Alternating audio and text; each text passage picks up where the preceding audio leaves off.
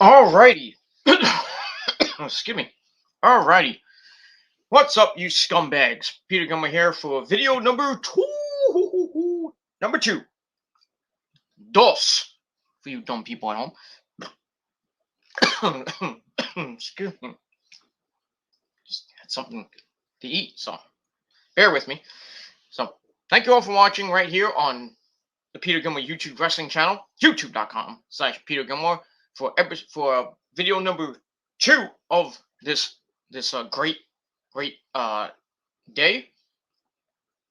Thank you all for watching. Make sure you like the video, hit that subscribe button down below on this channel and all my other channels, which are all down below in the description box. And as always, friend me on Facebook, follow me on Twitter and Instagram.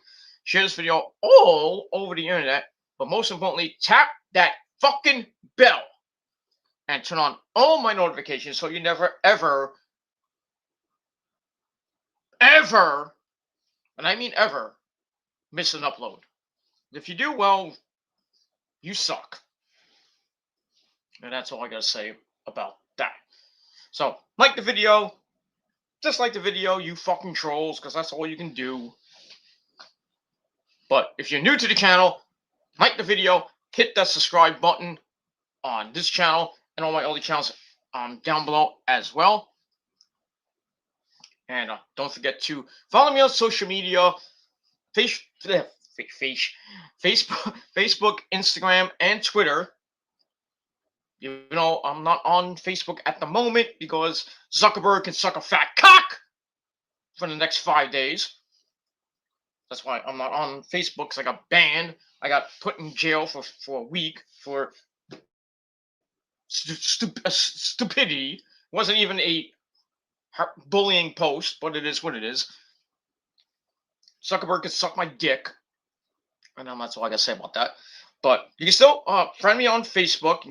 You can still hit me up on Messenger. So if you want to hit me up on Messenger, but your best bet right now is hit me up on Twitter and Instagram with the links down below in the description box. And share the video all over the internet. And don't forget to tap that fucking bell. And thank you for the free review before. That's all I gotta say about that. All right, ladies and gentlemen, on this late Wednesday night, as always, it's time to get sexy once again. But check out my last video, my NXT review that I did earlier in the night, right before AEW Dynamite went on the air. So check that out down below in the description box. Or after this video, just go back a video. Whatever the fuck you want to do. And that's all I gotta say about that.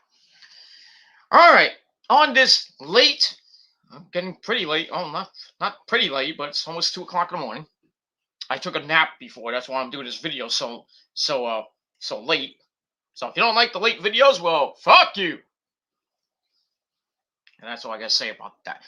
On this late, cold, it's not cold, but it's chilly cold. 43 degrees right now at 1:52 in the morning here in the Northeast.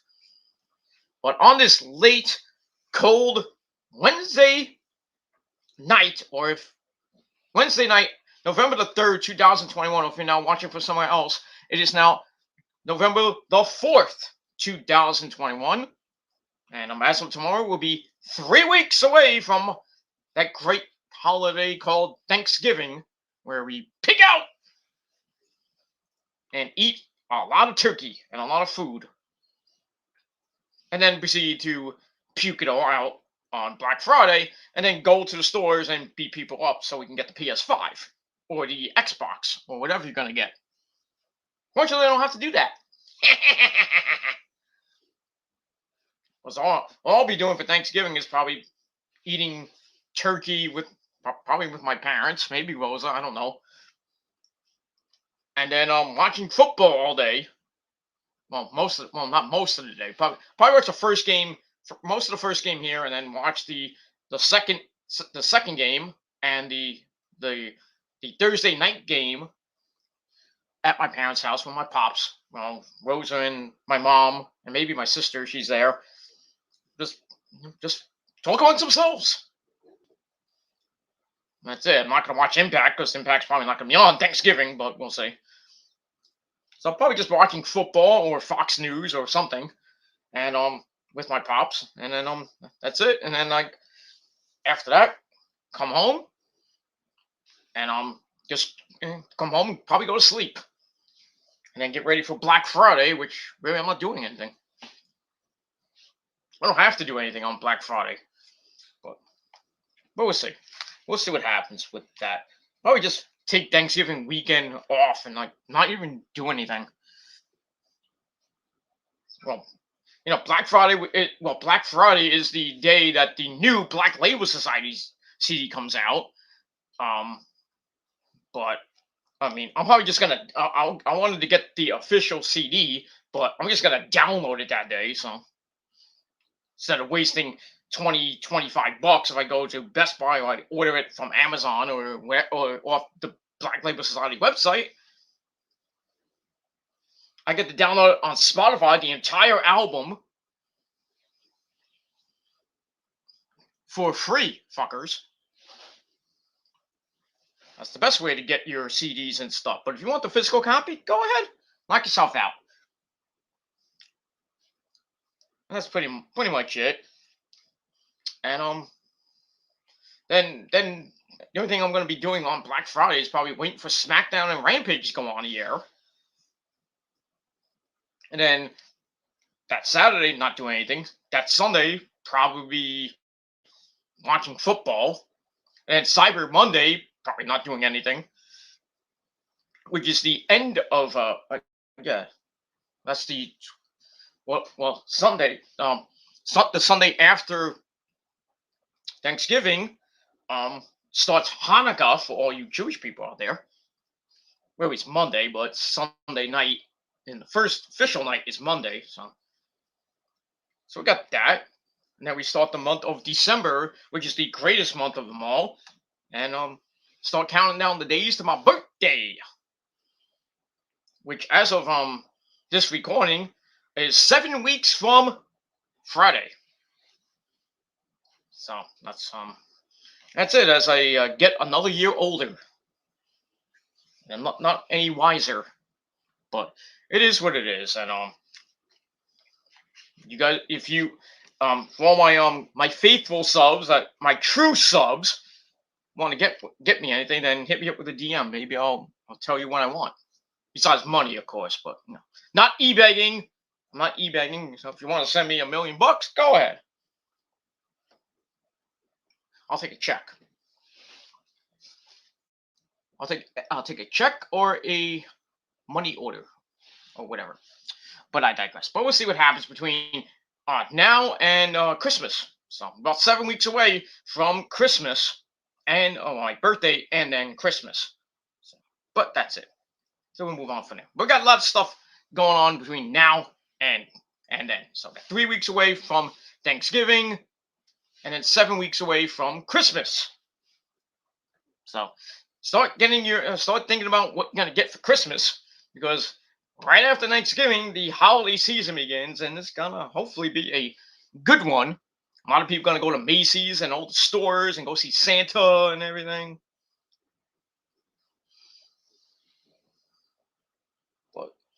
But some people may not be able to get what they want this year, so we'll see. We'll see. I'm hoping to get what I want. I already put down. Well, the Black Label Society is already the first one I want. But I did put down 2 things that I want for my birthday, and that's some new merchandise from In This Moment, which just came out around Halloween. Just came out, so I put it down, but I didn't. Well, I haven't ordered it yet because I don't. Gotta get the money for it. So probably right before, maybe like 2 weeks before for Christmas, I'm gonna order it, and hopefully it should come in by my birthday or maybe after Christmas. But depending on the shipping and whatever it is. So I got that. I got to think of what to get for the missus. Well, she already wants. She already knows what she wants. It's not a gift per se, but she wants to go to um, a restaurant nearby, a nearby Italian restaurant that me and her frequent once in a while. Cost an arm and a leg, but we'll see if I can, do that by Christmas. Hope I get my Christmas bonus, but we'll see. So I'm gonna do that probably before or maybe after Christmas, before New Year's, hopefully. But I want to get her something else. I just don't know what yet. Maybe some earrings, maybe some jewelry. I don't know. And then I'm thinking about getting something for my mom and dad, but I don't know because they're so hard to get. So I don't know when I'm gonna get them. Might be have to be after Christmas, but I'll see how much money I got by then. And then after that, really, I'm gonna get my Christmas money, of course, my birthday and Christmas money, which I'm gonna save for bills and everything else. I'll save some for bills and everything, but the rest is gonna go. The rest of the money I get is going towards GCW January the 23rd at the Hammerstein Ballroom in New York City. GCW versus the World. I don't know when tickets officially go on sale, but I would be thinking it'd probably be going on sale probably either by the end of this month or sometime in December. So, and they're gonna go quick. So, as soon as GCW gives the go ahead for fans to buy their tickets, they're gonna go quick, and hopefully hopefully by the day that the tickets go on sale, that I can buy them for me and the missus, because the missus kind of does want to go. You know, I told her it's gonna be ultra violent and people are gonna go through glass and barbed wire and shit. She's like, "Oh, I don't care." I was like, "Oh, okay, just don't go." Oh my god, he's dead. Because Rosa loves lucha libre. She loves wrestling. I've taken her to Ring of Honor since I met her in 2000, in 2008. I took her to Final Battle, and then a couple shows before Final Battle. Then I actually took her to Final Battle. So, and she's been to a lot of shows for Ring of Honor. She's been to FSW, FBW, Warriors of Wrestling here in New York, in Staten Island. Well, you don't go to Staten Island, but in Brooklyn. Tier 1. Well, it used to be Tier 1. And that's pretty much it. We don't really go to WWE shows or SmackDown or anything like that. I'm hoping to go to the New York show for AEW when AEW comes back to Arthur Ashe Stadium sometime in the summer, I'm hearing. I would say between the spring and the summertime, that we're gonna get that show for probably get another Grand Slam type show for Dynamite. Well, it's like Super Show, so it's gonna be a 2-hour show. It's not gonna be like Dynamite or Dynamite and then Rampage, or Dynamite and Rampage. It's just gonna be one 2-hour Super Show. And then maybe if AEW comes to New York, like this, not I'm not saying Arthur Ashe Stadium, maybe they'll go to the Nassau Mausoleum. I would try to go there next year if they do have shows over there. But it's an arm and a leg to get over there because it's a pain in the ass, especially if you go on the LIRR. Because yeah, it's a pain in the ass because you got to walk all the way to the LIRR. You got to wait for the train, and then got to take the train all the way into Penn Station.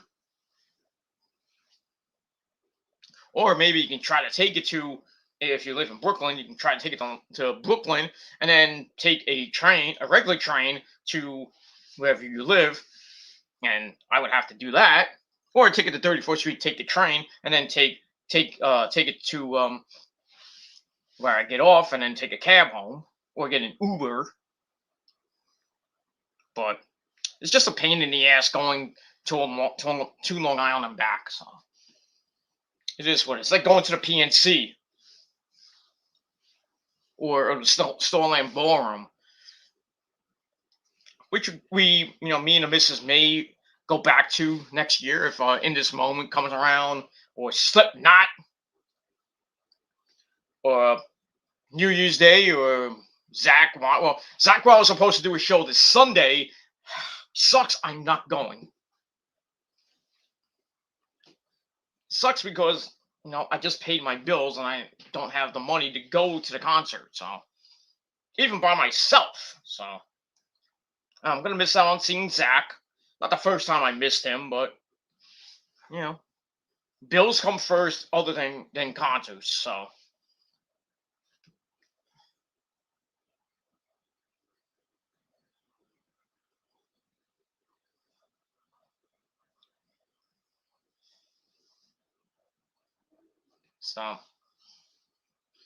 we'll see what happens. Going into next year, I'm gonna go to a lot more concerts. Hopefully, go back to seeing some wrestling shows, some local shows. Hopefully, mostly maybe GCW when I come to New York City, or maybe I can go to the Showboat Casino Hotel and Casino to see GCW. Maybe I can maybe hook up with my friend Mikey, and I'll maybe go with him, and then maybe stay. Me and Mrs. can go and meet with my good buddy Mikey Mittens, and just go down to Atlantic City, stay at the Showboat for a night or two. Will probably be a night, and then with the night of the show, and then come back in the morning or the afternoon. Just hang out around Atlantic City, just chill, and then that's it. Come back home. But we'll see. We'll see what happens with that. Concerts, definitely going to movies. We're gonna definitely get back to going to a lot more movies here and there, and wrestling shows, concerts, and buy some more merchandise. Hopefully by the spring or the summer, I have more money so I can buy some more accessories for my guitar. Maybe buy another guitar. I'm still thinking about getting another 7 string, which are now going down in price because the 8 strings and now the 9 strings. Yeah, there are 9 string guitars now. Are actually uh coming out, but I'm trying to get a 7 string, so that I actually want, and it's kind of cheap now because the one I originally wanted was like $4.99, couple like a year or two ago, and I didn't. Me being dumb, didn't save enough because I had to pay a lot of bills and everything, and just it's bad. So I will be getting that Schecter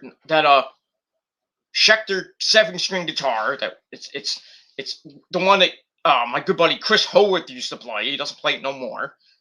He plays a Schecter, but it's like a flying V in red. If you seen in this moment, what he plays, or what Randy Whitesell plays,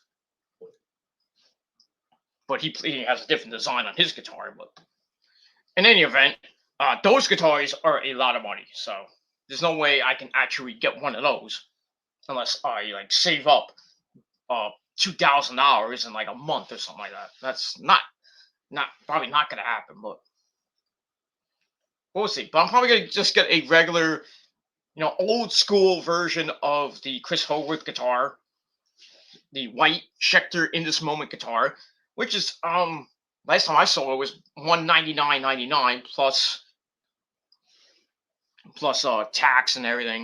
And if I buy like a song book, or I buy a couple pedals or cables or something like that, at most I'm paying $250, close to $300 at Guitar Center or Sam Ash. So because that's the only two around my area. So we'll see. I'm going to try to save a lot of money going in hopefully going into 2022, and then when 2022 starts, I'll be hopefully um have money besides to pay bills and pay other things, and I can get some material things like for myself and maybe for Rosa.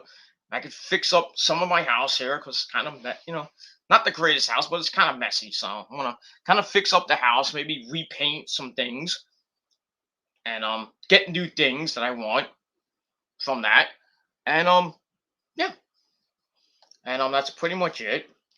And then in the future, probably in the next couple of years, I'll probably put some stuff away, and when me and the missus decide to pack up shop and decide to retire to go to Florida,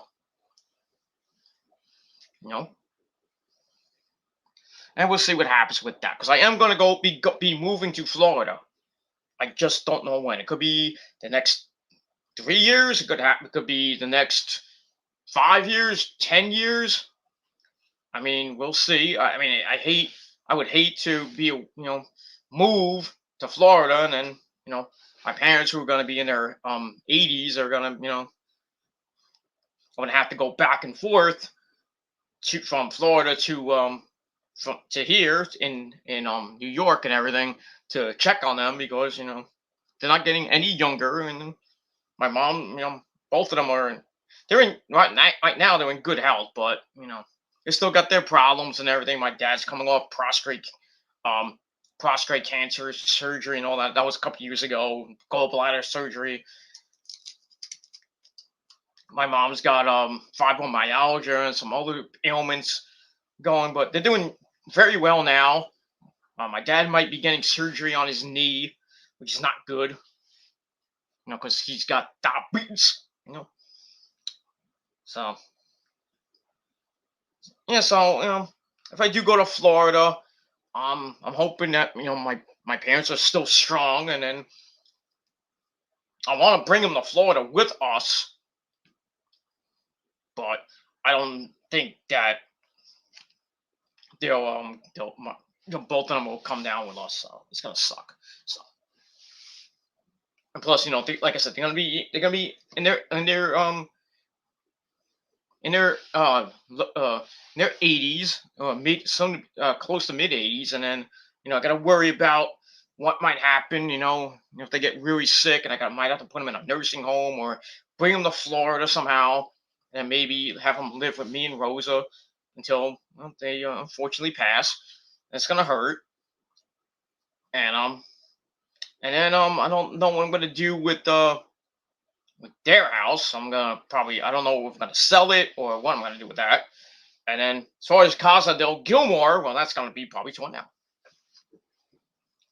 because Rosa has the idea that we're gonna go to Florida for like the winter months for like maybe 3-4 months, and then come back to Casa del Gilmore and stay here for like you know we'll come here in the summer and then go back in like the late fall, early right near the winter, and go to Florida where it's much warmer. So, but I'm like, that's gonna cost an arm and a leg, just for airfare alone, and to come back to Casa del Gilmore, two, well, yeah, one, and then probably not have like a TV or a computer to do anything. So, and I don't know, but yeah, it's just gonna be a headache, and getting into the future. When my parents go, I gotta probably go back to their house and take everything and maybe put it in storage, or I don't know what I'm gonna do with it. You know, me and my, it's just gonna be me and my sister left with my uncle, my extended family, and it's just gonna be a pain in the ass. Um, I don't know what I'm gonna get in the will. Hopefully, a lot of money, but we'll see.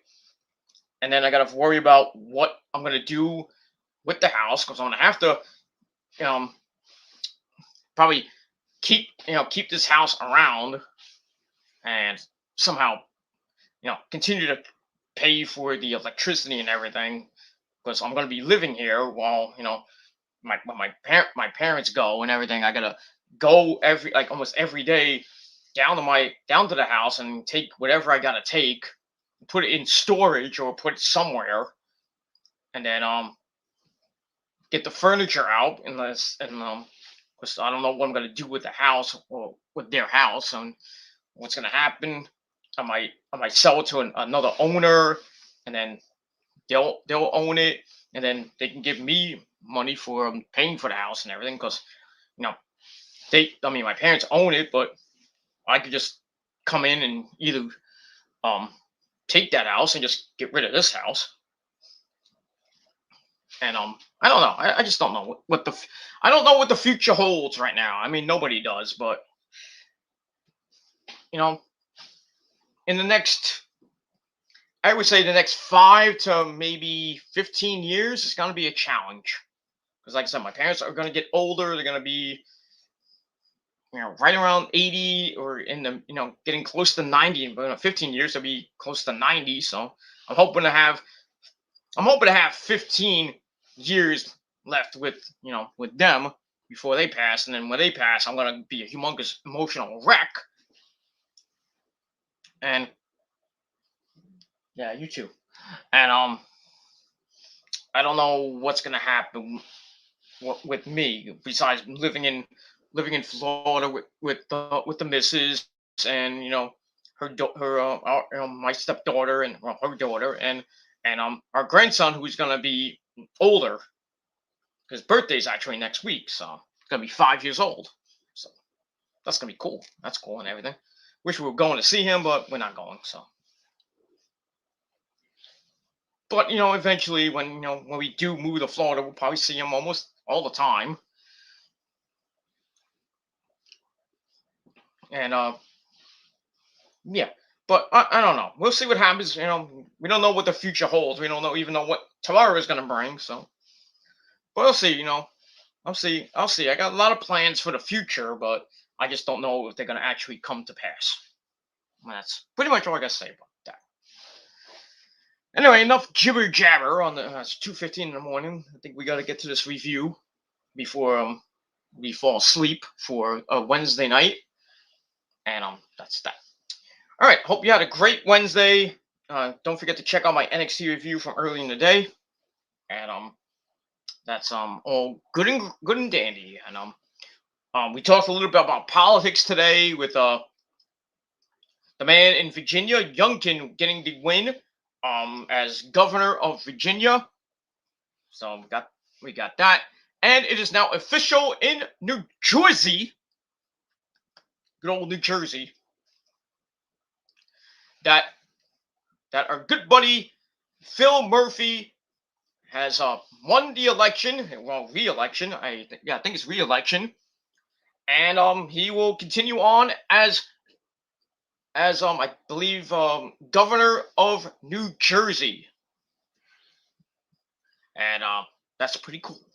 So Nick, I know Nick's not probably watching right now, but who's always even around. But if Nick is watching this video, when he does watch the video, yeah, well, you're a little boy, you hate Mr. Murphy. Well, you're gonna have to put up with him for 4 more years. That's all I can say about that. And here in New York City, like I said, Eric Adams won the election over Curtis Sliwa, and well, he's not getting, he's not having he didn't have a good day as well, not the mayor to be, because he parked on the sidewalk and did a lot of other illegal stuff. That's not good for mayor. So yeah. So as me and Nick and many other New Yorkers called him, Black de Blasio, or de Blasio 2.0.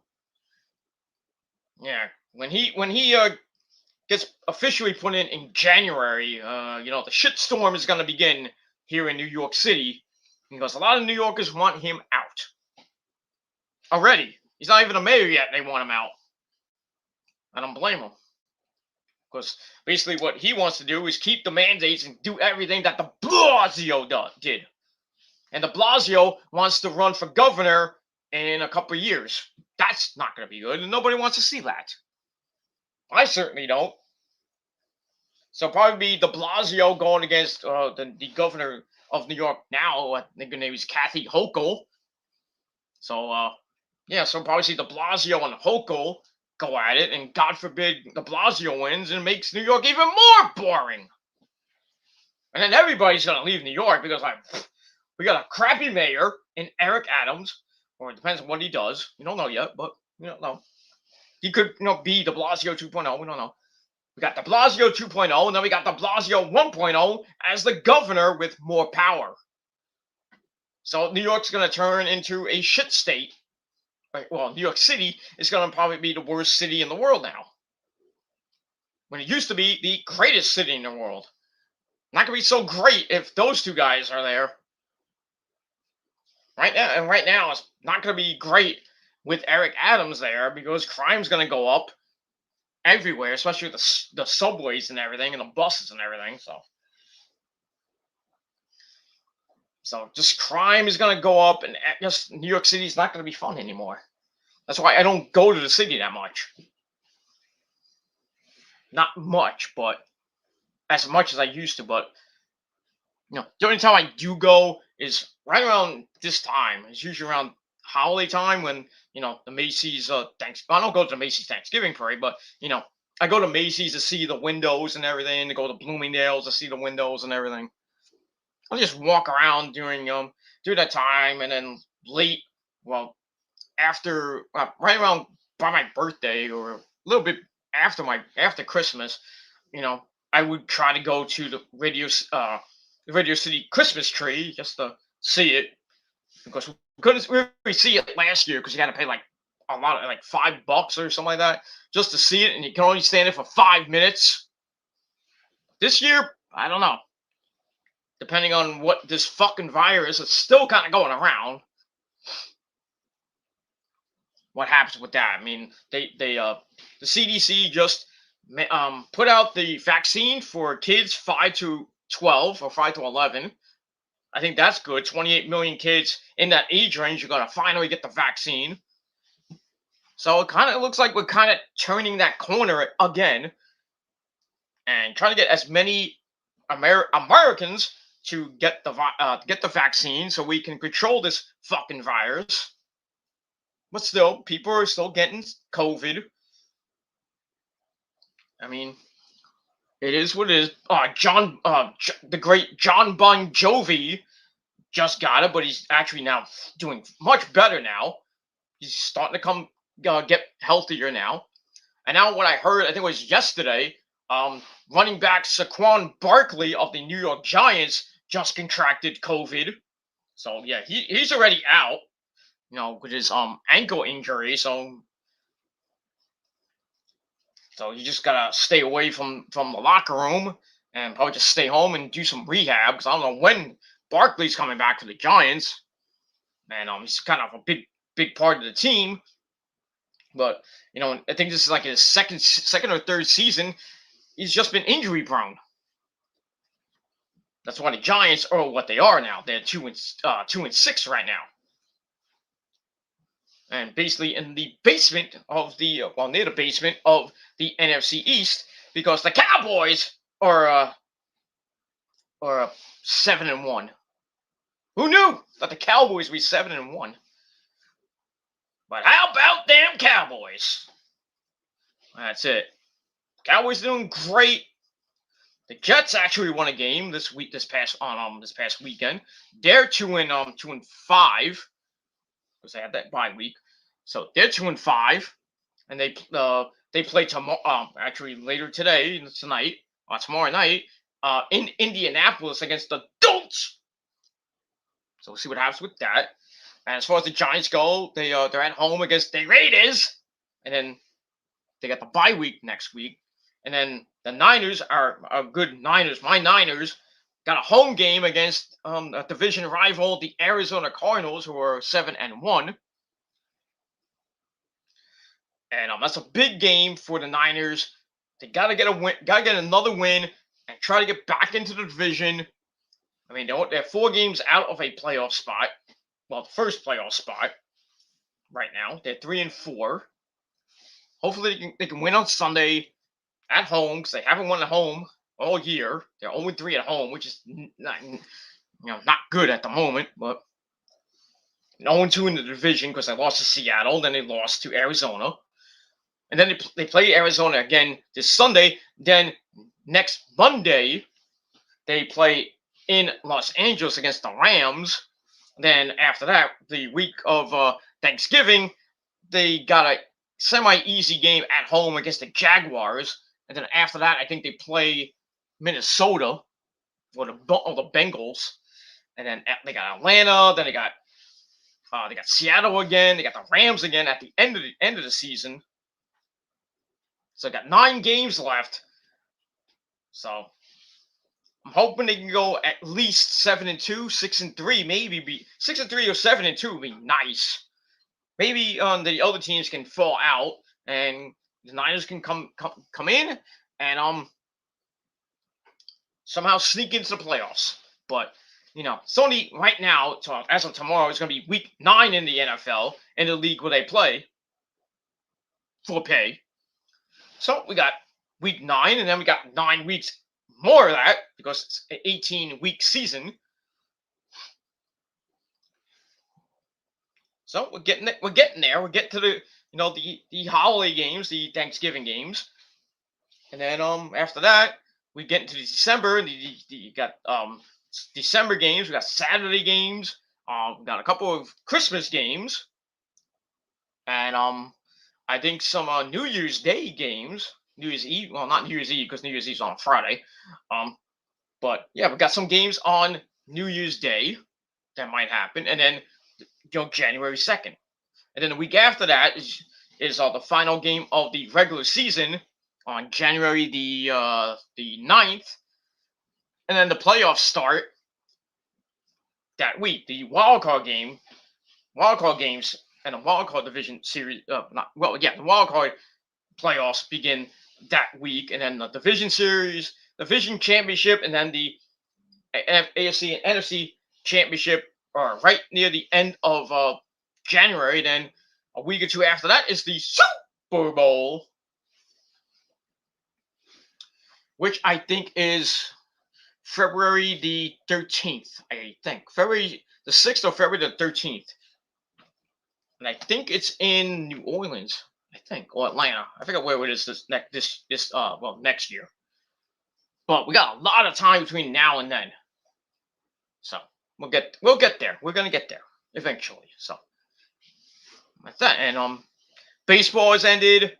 The World Series ended last night, and yeah, well, I have to say congratulations to JD and his fucking Braves. They blew the doors off the Astros in Houston, 7-0. They are now the new 2021 World Series champions, their first World Series in 16 years. And well, I have to say, JD, well, you can have your tainted little World Series because the Mets basically gave it to you. But you did what you did. You lost Acuna for the year, and then you get 4 outfielders, and one of them being Jorge Soler, and then they just went on a tear, and they got first place on the Mets because the Mets they did what they did. They choked. They choked right around July the 28th. 2 weeks later, the Braves were in first place, and they didn't let go. They almost lost it to the Phillies, but the Phillies choked. So that's pretty much it. So yeah, so JD, I hope you had fun. Just remember to wash your shorts, and proceed to get drunk even more tomorrow. So I know you're supposed to meet the beautiful Issa, the New York City Demon Diva, who I think JD has a crush on, or I don't know. I don't know if anybody what anybody sees in Dak and JD Jerry, but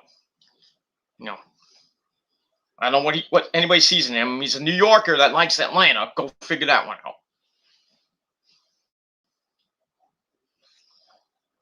Go figure that one out. Hey, I'm a New Yorker that I like the Niners, but you know why I like the Niners? Because to my brother from another mother. May God rest his mighty soul. But it is what it is. I'm not a bandwagon fan. I still like the Jets, so I like the Mets. I always will like the Mets. And basketball-wise, I really don't give a shit about the Knicks or the Brooklyn Nets. I don't watch basketball as much as I used to. Hockey, I love the Rangers, who are 6-2-2. They lost in overtime yesterday to Vancouver, and they play. I believe the next game is, I think tomorrow. Not tomorrow. Friday in. I believe they play the Edmonton Oilers. Then they play Calgary after that to finish off the Canadian part of their road trip. So yeah. So they're 6-2-2, 14 points on the season, and they're gonna start their 11th game. So they got 71 to go in this early hockey season. So Rangers are doing some pretty good shit right now. 14 points. I don't think they're leading the division, but I think the Metropolitan Division, because the standings are so fucked up. It is what it is, and that's pretty much all I gotta say about that. But sports in the Northeast, here in the Northeast in New York City, doing okay. The Knicks are doing pretty decent. They've lost the last couple games, thank the Lord. They finally came down to earth. They lost to the Raptors, and I think they lost to the Pacers tonight, or whenever they play the Pacers. I think it was last night or the night before that, or tonight or last night. But yeah, they lost. They've they're on a 2-game losing streak after a hot start. That's what all teams do when they get to a hot start. They start to lose, and and they'll lose, and then they get hot again, and then they'll get real hot, and then get real cold, like the Yankees this year. Had a 13-game winning streak, and we all thought, like, hey, the Yankees going to the playoffs. I mean, they did go to the play. They had to get some luck to get in the playoff, to get to that wild card game. And what did they do in the wild card game? They lost. They choked the Boston, and that was it. And now they bring him back Baboon, Aaron Boone for 3 years. So we got probably for all you Yankee fans, probably 3 more years of suffering. And as far as the Mets go, it is just another circus with the Mets. They can't get a freaking president of baseball operations. They're still trying to get a GM. We don't know who that's gonna be.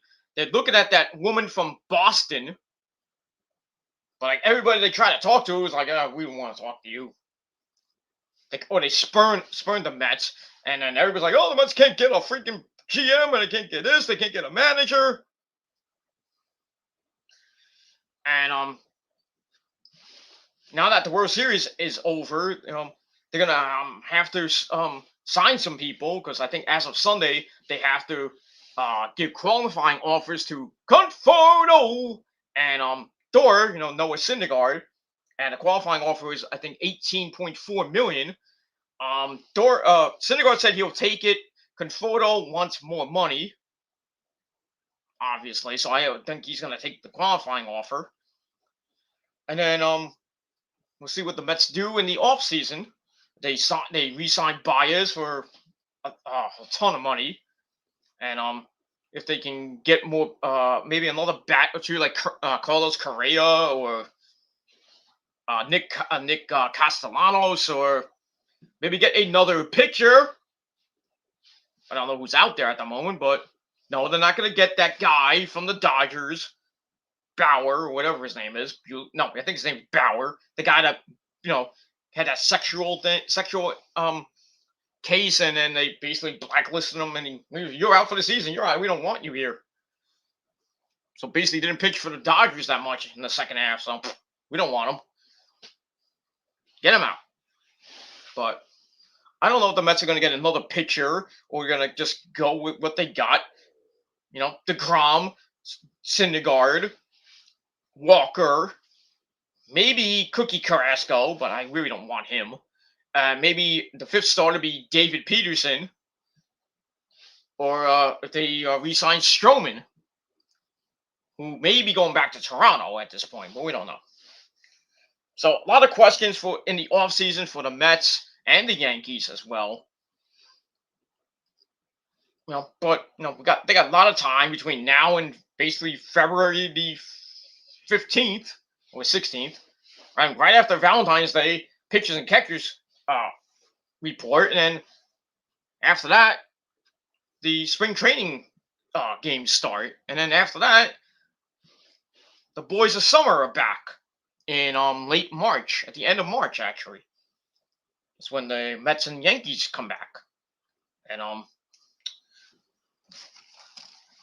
as of now, this book is now ancient history.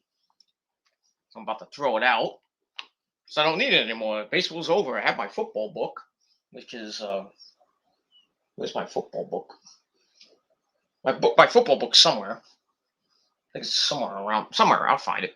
So yeah, so I probably won't be needing this, but when February or March comes, I'm gonna have to go down to my local supermarket and get the new or I could just order it, but we'll see. Get the new sports yearbook, stat book for 2020, the 2022 season, and we'll see what happens with all that, and see to do what we do, the Book of Doom. When if we see something in wrestling that sucks, and we just go, that.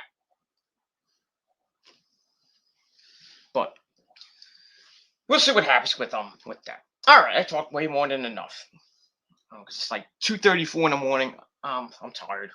So, all right, let's get to this quick review on your late Wednesday night or early Thursday morning here in the Northeast, or wherever you may be. Hope you're having you had a great day, and now a great overnight. Go to bed if you're in the Northeast. I'm gonna be going to bed after I finish this and edit it up a little bit. But if you're on the West Coast, it's almost getting close to midnight, and I hope you're having a late night snack where you're watching some TV or getting it on. We just remember to wrap up that burrito. So let's say about that, and that's it. All right, let's get to your AEW Dynamite review for November the 3rd, 2021. And it was an okay show, nothing great. We're still on the road to Full Gear, which is next Saturday. And this is supposed to be the semifinals of the World Title Tournament. It was supposed to be Jon Moxley against Orange Cassidy in the semifinals. The winner faces Bryan Danielson in the finals. But as was reported on Tuesday night and going into today, Jon Moxley is out of the tournament, and he is now going to a alcohol treatment facility to get better and go to rehab for his alcohol problem.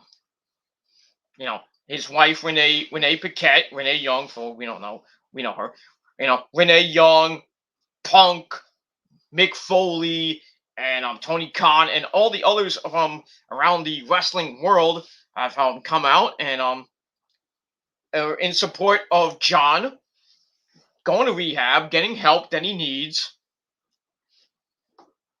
and I hope he gets the help he needs and can come back and be a good dad to his daughter, his gorgeous baby girl with Renee, and can come back and do what he does best, and that's kick ass.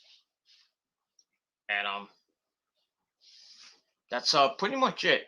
Well, he is the GCW champion. I don't know what's gonna happen with that. Because there is some GCW shows coming down the pipe this month. One in Detroit. I think there's one in Los Angeles. I think there's another one in Tennessee. And then I think they're gonna be coming back around the Northeast area. And I think December, and that big show, not the big show, not the big slow, but the big one, January the 23rd, GCW versus the World at the Hammerstein in New York City. So hoping if he has to relinquish the belt and then somehow maybe get it back, they'll have a tournament to crown a new champ. There'll be a new champ, and then maybe Moxley will come around that on that show, and then somehow get the belt back. But from who? I don't know. Maybe Nick Gage again, but I don't know. We'll see. We'll see what happens with that. But like I said, I just hope he gets the help that he needs. There's another, I think, wrestler that is taking some time off to deal with their depression and some mental health issues they want to fix. So they're gonna take some time off. So it is what it is, and that's what people should do. I mean, like what Punk's. I'll get to Punk's promo, which was awesome. It's like what Punk said. If you're in a situation and things are not going good and you need help, go get the help. Go ask for some help. I mean, people will help you. I'm sure they don't. Some people may not like you, but just go to your local hospital or call a doctor or call somebody and get the help you need. It is what it is. So, you know, I'll go on a limb and I'll admit that on the last few days I've been in the doldrums. Yeah, basically, if you notice, my attitude's kind of changed a little bit on social media and YouTube. My intro is not that's the same as it used to be. I'm calling like what's up, you scumbags, motherfuckers? Not being funny. I'm just being pissed off. But yeah, so I've been pissed off really since the missus came back from Baltimore a couple of days ago, and over the weekend wasn't really that good because Halloween was coming around, and I fucking hate Halloween as it is. So I didn't want to be bothered with the fucking kids and everything because I was watching football. But other than that, Saturday night was actually good. Halloween Eve. Me and the missus went to the karaoke bar. It is what it is, and then I took pictures and everything, put up on my Instagram, which now it's not there anymore, but somewhat that private. So, but these mindless trolls take the picture of Rosa and just upload it because they think it's gonna piss me off. I don't give a shit. I really don't give a shit. You're fucking jealous of Rosa because you can't get a chick like Rosa. So all you have is blow up dolls. It's true. And then you have a big circle jerk and just fuck each other in the ass with a spiked colonic, and then put the colonic in your mouth with your that's in your dirty asshole with the poop and the corn and all that shit. Put it in your mouth, and then put it in the other guy's asshole, and then put it in his mouth, and then the cycle continues. It is what it is. And with these immature 20-year-old schmucks that need to know their place and get the fuck off my dick. But I guess they love my dick. They love how my dick tastes and they goggle my cum until they choke. But when they do choke, I hope they die. But it is what it is. All these mindless zombies, but it is what it is. They want to have one-on-one debates with me. It's fine and dandy if you want to go one-on-one, debate me. Maybe if I have the time, I'll do I can put up a stream on my TPC Reborn channel. I'm not gonna put up on these channels, and yeah, you mindless trolls can come in, say what you gotta say. I'll give you like a minute or two of time. Say your crap, and then basically you're gone. So I have no time. I have no time. Say what you gotta say. Say your mindless false accusations and this and that, and then get the fuck off my channel. And don't come back on my channel ever again. You can go fuck yourselves and go suck my dick. But I don't know. Might be tomorrow. I'll do it. Maybe in the future. I don't know. Right now, I'm a busy guy right now, so it is what it is. So because I'm making the money you wish you had. So I'm pretty busy. So, but eventually, one day, I will maybe do a, one-on-one with these schmucks. Let them say what they gotta say, and then I'm just gonna kick them out and say, if you come on my channel again or do a video, you're going to jail. So it's point blank. That's it. Let them say what they gotta say. I'm gonna say what I gotta say. I'm gonna say, get the fuck off my channel and get the hell out of my life. That's it. Then I'm gonna be done with those motherfuckers. But that's it. So I'll just like, get the fuck off. Have a nice Thanksgiving. Have a nice Christmas. Hope you get coal in your stocking, and then proceed to go fuck yourself. That's it. But other than that, maybe I'll do it. Maybe I won't. But I'm just gonna just do me and do my videos and not worry about these mindless fucking zombies that have no life and make false accusations about me and are obsessed with me, and now they're obsessed with Rosa. I mean, I don't care.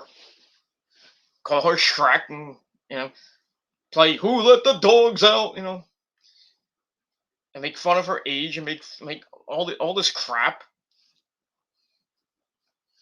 I really don't care. I really don't care. I don't want to put Rosa in that situation, but I do, and it is what it is. It's not right for her, but this is what trolls do. They have to go below the belt and get into your personal shit. Because they can't face you one-on-one in a debate on a StreamYard, or basically come to your house and get their face broken. So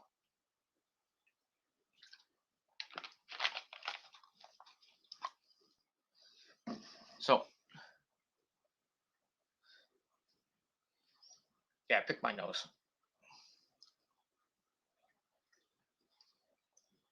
So we'll see what what it is, what it is. So continue to be jealous of me, be jealous of my friends, and jealous of my significant other, and that's it.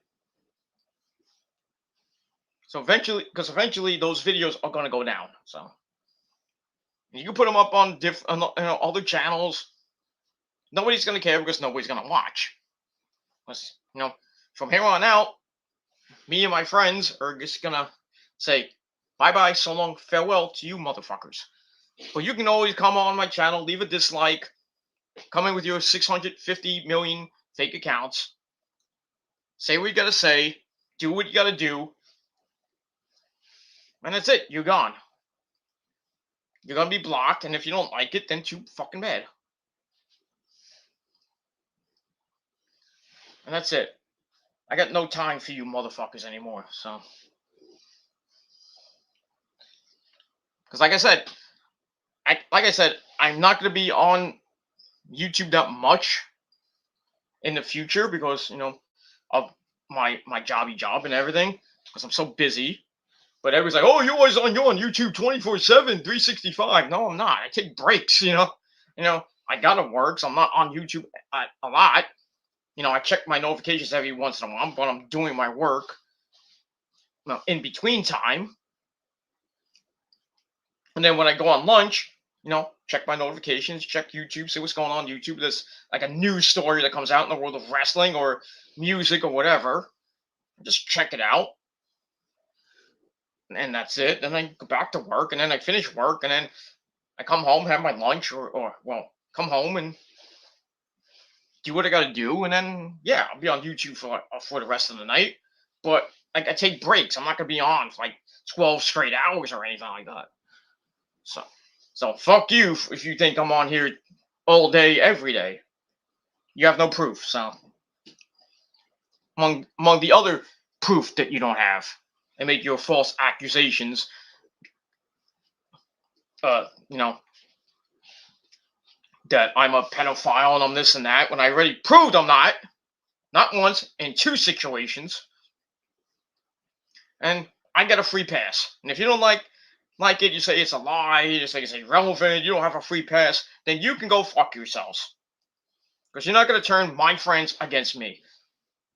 And if they believe schmucks like you with no valid proof, they don't believe me, the man of truth, then, well, they can go fuck themselves. So, it is what it is. I speak the truth. You motherfuckers don't.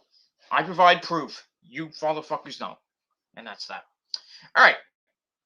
Let's finish this bad boy off because I only got a little bit of time here on StreamYard left on this channel before it updates on Tuesday. But I'm not gonna do another video probably on this channel, and if I do, probably just off the phone. So that's that. All right, let's get into getting the Dynamite because I wasted an hour talking. Mindless. All right, so Dynamite emanated earlier tonight from Arena in Independence, Missouri, outside of Kansas City. Always a commentary team of good old JR, barbecue sauce. So good old JR, Excalibur, the man in the mask, Excalibur, and Tony Baloney. And that's that. I'm gonna find out who finished Cassidy in the semifinals of the Battle Tournament. And we also had a couple other things happening on the show. We had Anna Jay of the Dark Order taking on Jamie Hayter in the first round of the Women's Title Tournament. And we also had Cody Rhodes versus Andrade in a big time match. And that's pretty much. So let's get into it. Let's not waste any more time. And chat room's open if you're still up. So come on in and say what you gotta say and get the fuck to bed.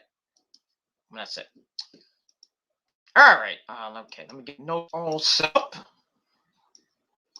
Have them all just for my computer to work. There we go.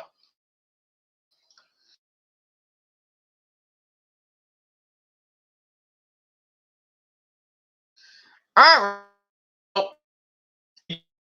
Night and like the show was not this week. I mean, got got a little under a million. There was like the official number was 922,000. I think it was somewhere around there. So this week might not be so much because really we weren't going up against basically anything. The World Series is over, and the only thing that they're probably going up against is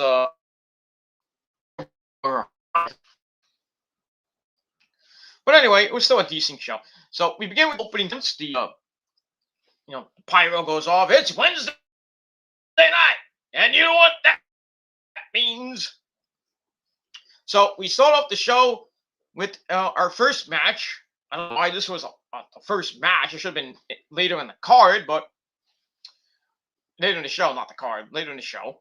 But anyway, we get Alan Angels of the Dark Order. It's number 5. Alan, number 5 Angels. As he takes on in a non-title match the AEW World Champion, part of the Elite, the Elite, baby, the Elite, the Elite, baby. So we get the champ Kenny Omega. He comes out with his good old butt buddy, Michael Nakazawa.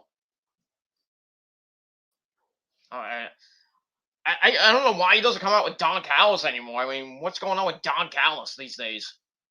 I mean, I guess Don Callis can't find a suit because he's always in that pink suit. Or he's just doing, I don't know. Besides maybe Kenny Omega in the back. I don't know. 6th Army done.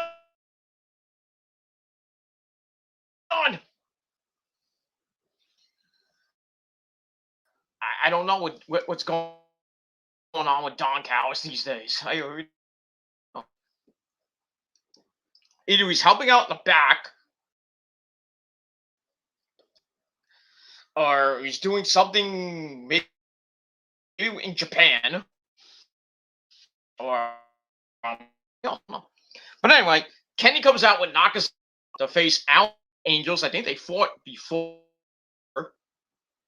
when this was really Angels before he became number 5 of the Dark Order.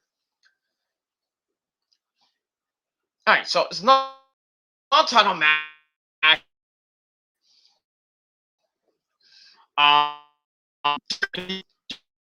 Commentary brings up Mark's issues with alcohol, and he's going to an alcohol facility to get better and everything. That's why they took him out. But anyway, it's also with Angels going right after Kenny. Kenny knocks him back, hits some chops. Then Angels comes back to with a few shots on Kenny, knocks him in the corner, but Kenny comes back with a Guitarro Crusher. Guitarro. Sounds like a guy from Mortal Kombat. Guitarro. I think he was from Mortal. Anyway, then Kenny hits a running takes Angel down. But like bull. Then a bling buster on the knee, collateral damage, if you will. Not an Ushigoroshi or anything like that, which knocks Angel silly. Then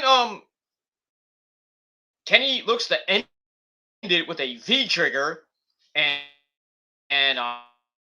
he missed. Angels grabs a fruit roll up for a near fall.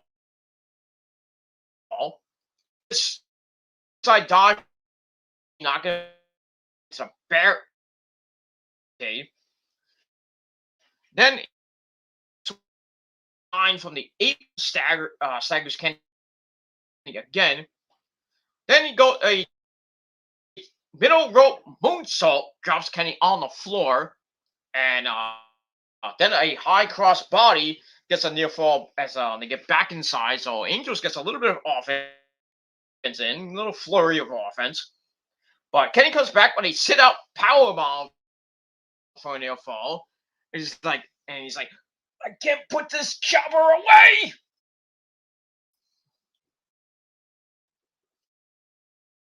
Like, was a job.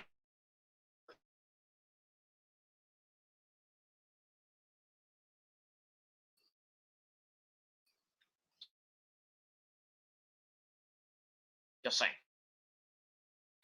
8-minute jobber match.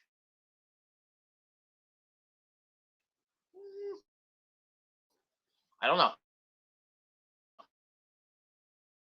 But anyway, so after he hits a sit-up powerbomb for a near fall, he gets back up.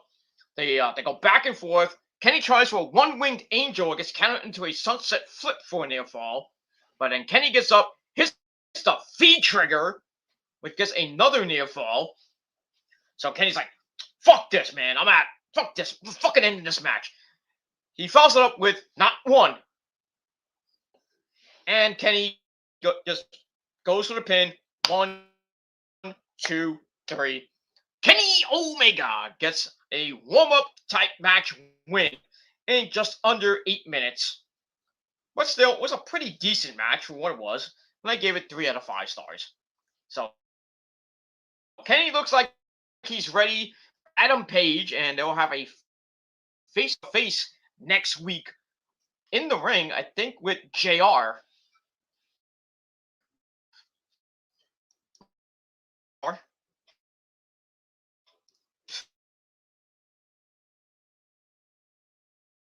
Say about that. All right, so he gets the win, and then the match Kenny brings it there, and looks like he was about to hit the one-winged angel on the chair, but then his opponent comes out. Hangman Adam Page comes out for the save and is about to do cowboy shit.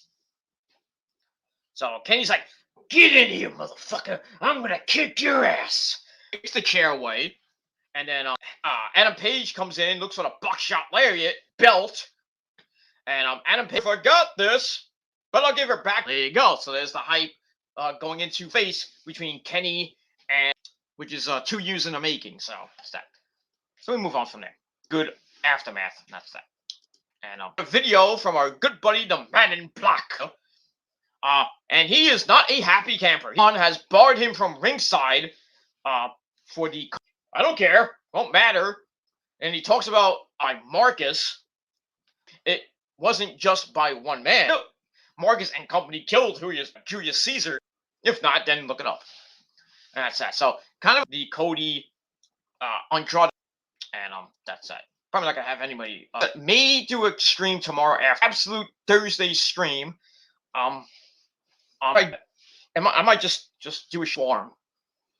But like I said, I'll probably, and I doubt, probably not gonna invite him. If he doesn't want to come on, that's fine. But probably just be maybe me and Nick like coming on. Then me and Nick will just destroy you. Carlos, my good buddy Carlos, I can get on, and maybe some other tomorrow, or if I even decided, depending on what if there's any big news tomorrow coming out of wrestling land. So gotta wait for the Dynamite rating to go through. I still gotta look for the Raw right now. I don't have that information, so I'll probably leave that for maybe tomorrow or sometime. We'll see. That's that. All right. So after Malachi Black's promo, for sure we come back, go back in the ring with the music of Living Color's Personality and our good buddy CM Punk. He comes out, and I'm thinking he's gonna cut the usual shit promo. Well, not this time. This was actually a better promo than we heard from Punk in the ring after a kind of a semi-hot match. Or a hot match. This was a better promo.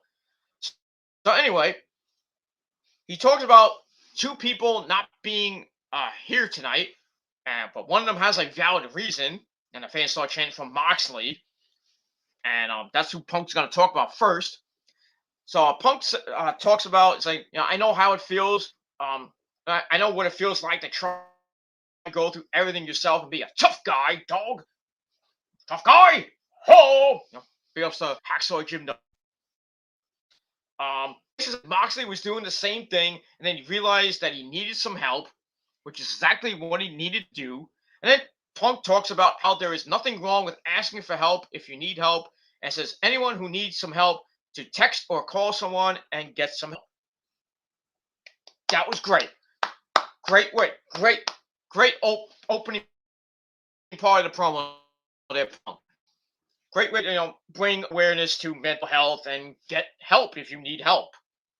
So I'll say it to my subscribers and fans and anybody who even bothered to watching this video on social media. I'll even write it on social media maybe later on Twitter and maybe on Instagram. I'll do a video maybe, but I won't do it later. It's 3 o'clock in the morning. So, but I will put it up on Twitter later. Before I go to bed, I will put up something on Twitter. So that's that. But this was great for Punk. Fans were, really,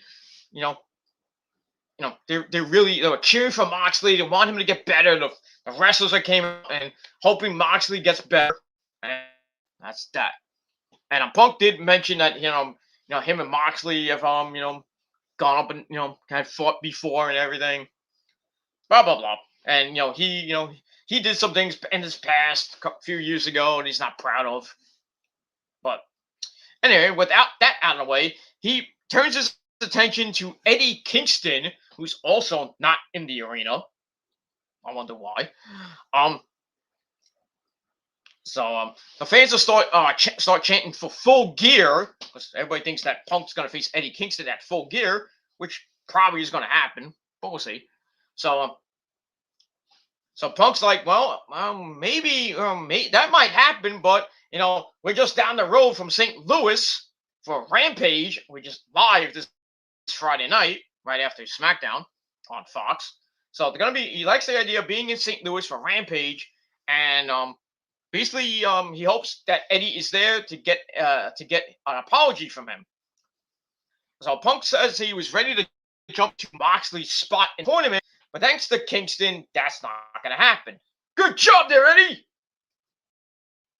So we could have saw Bryan Danielson against Punk at Full Gear, which would have been the match of the night, but not gonna get that. So he basically tells Eddie, see you on Friday for hopefully his apology or beatdown on Friday in St. Louis for a live Rampage.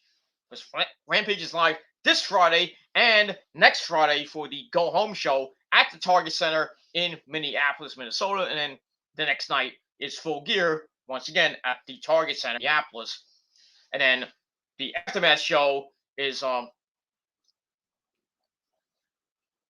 November I believe the 17th in Virginia. Let me just check my my calendar. I think 17th. I was right. I didn't have to even look at that. So we'll get all that. That's it. All right. So great promo from Punk. Getting some help that he needs. He hope he gets the help that he needs. I think he will. And we'll probably see Moxley maybe by the end of the year, or maybe he'll come back on the first Dynamite on TBS, and we'll see what happens with all that. But great promo. I gave it 3.5 out of 5 stars, and that's pretty much all I gotta say about that. All right. After that, we get to a promo from the man who is replacing Moxley in the tournament. He will face Orange Cassidy. And that man is, like I mentioned on my NXT review, that man is the former TNT champion, the Brute, or Redeemer. That man is Mito Petty Pussy. Yeah. So he's glad that his God has cleared a path back to his wife. And he says he will be champion, he will be forgiven, and he will be loved, and then he will forgive his God. So we'll see. We'll see what happens with that. Well, now that Miro is going to win, obviously Orange Cassidy's not going to win. Was not going to beat Moxley anyway. So that Moxley's out when Anderson versus Moxley, which could have been a great match at Full Gear. We'll probably get Bryan Danielson versus Miro, or if Orange Cassidy pulls off the upset of the year, we'll get that at Full Gear to see who gets to face Kenny or Adam Page for the world title. And that's that. I gave that 2.5 out of 5 stars. All right, then we go to the back where we have Alex Marvez. Hey, welcome back there, Alex Marvez. And he has the super click of the Young Bucks. The Young Bucks. That's Stooge Brandon Cutler, excuse me, and our good buddy Adam Cole, baby. So they talk about what happened last week in that Halloween match with different people. And how Adam Page got the State Puff Marshmallow Man kind of ruined there. So they say last week was a fluke and nothing like that will ever happen again. Well, man, we haven't seen in a couple weeks. Christian comes back and kind of teases a fight with them, but they're like, oh, we're not gonna fight you. We don't have no time for you. This and that. The numbers game gets eaten. Luchasaurus comes from behind and like grabs one of the Bucks. I think it was Matt Jackson. Then he start leaving. It's like basically 3-on-2. They start brawling into the arena. then the Super Click take over, and then Jungle Boy comes from the bowels of the arena. He comes out and he's like, "Flippy time, flippity doo!" The stage, everybody, and he was on his feet. It was good. So he takes him out. Commentary's going nuts. The fans are going even more nuts. Then the fight heads to the stage, where Christian spear on Adam Cole, baby. But then the Bucks take him down.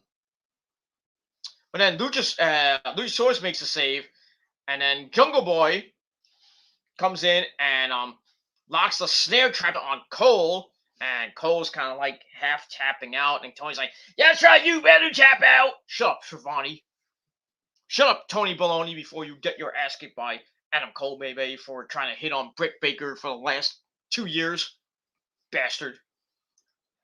So anyway, after Jungle Boy basically puts Adam Cole to sleep, Christian brings in some chairs, and it's concerto time. And I'm like, commentator's like, "Please have mercy on him." Well, yeah, now you have mercy on Adam Cole, right? Okay. So Christian takes the chair. He's like, "This is for breaking my neck." Boom! Concerto on Adam Cole, and Adam Cole's like convulsing the stage. And that's basically it. So they Super Collective. And that's about that. So we'll see what happens on what happens with all of them going into the go home show on Wednesday night, and we'll see. Because from what what the leaked card said, Luchasaurus and Jungle Boy in a tag team match, and Adam Cole might be facing Christian in a one-on-one match. But then again, that can change. Christian could team up with Luchasaurus and fight the Bucks. Jungle Boy, what I think might happen, be Jungle Boy versus Adam Cole one-on-one, and that'd be Adam Cole's first loss in AEW. I really hope not, but can't win them all. But we'll see what happens with all of them. So that whole entire brawl, I gave 3.25 out of 5 stars, and that's all I got to say about that. Then we move on. All right, then we get a video of the second round of the TBS title tournament, which will actually start next week. Which we still got the first round to finish off on Friday with the Bunny and Red Velvet from your mama's kitchen. And the winner of that faces that Jade Cargill in the second round of the tournament. So we got two members of the second round of the tournament. Ruby Soho, Ruby Soho, and the resident alien, Chris Statlander. And basically saying, they respect each other, this and that. Chris says, I known Ruby for as long as you know me. And I'm going to come in, I'm going to beat her. And then Ruby's like, I'm going to beat you. This is going to be a tough test. But I'm going to beat Chris Statlander and go on to the next round. So we'll see what happens. I think Ruby can beat Chris Statlander. I think Ruby's going to possibly maybe win this. But I'm still going with my original pick. And that's going to be Jade Cargill and Thunder Rosa in the finals on January the 5th. And I think that be the new TBS champion and renaming it That Bitch Show title. So we'll see what happens with that. All right, so I give that 2.5 out of 5 stars, and that's it. All right, then we go back to the arena in Independence, Missouri for our next match for the AAA tag team titles. We're supposed to be FTR against a Luchador team. So FTR will be facing the Luchador team of Aerostar. We haven't seen in a long time. Last time we saw him was on Lucha Underground. And he teams up with a guy that used to be in the WWE. You know that. Oh, it's not. It's not Sin Cara. It's Samurai Del Sol, otherwise known to us that used to watch as Kalisto. Kalisto. So that's kind of cool. We see Kalisto making his AEW debut, and I think Aerostar's AEW debut as well. So they come out, and then FTR comes out with the entire freaking Midnight Express theme. Woo! I don't know how Tony Khan got that, but for FTR is fucking awesome. Just mwah. Them coming out to the Midnight Express theme, probably pissing Jim Cornette off. Probably Sweet Stan Lane and the late great, God rest his mighty soul, Bobby Eaton. And maybe Dennis Condrey as well. I don't know about that, but the original Midnight Express, the first version and that version. I still think the second version is better. Just saying. Dennis Condrey and Sweet Stan Lane as the original Midnight Express, but all of us, old school fans or new school fans that know the Midnight Express with Jim Cornette, they remember Sweet Stan Lane and beautiful Bobby Eaton, former multiple time tag team champions, and Bobby Eaton were at the United States and maybe a TV champion as well. But it is what it is. That's that. So they come out with that theme. It's fucking awesome. And that's that. All right. So they're they're defending against Kalisto and Aerostar.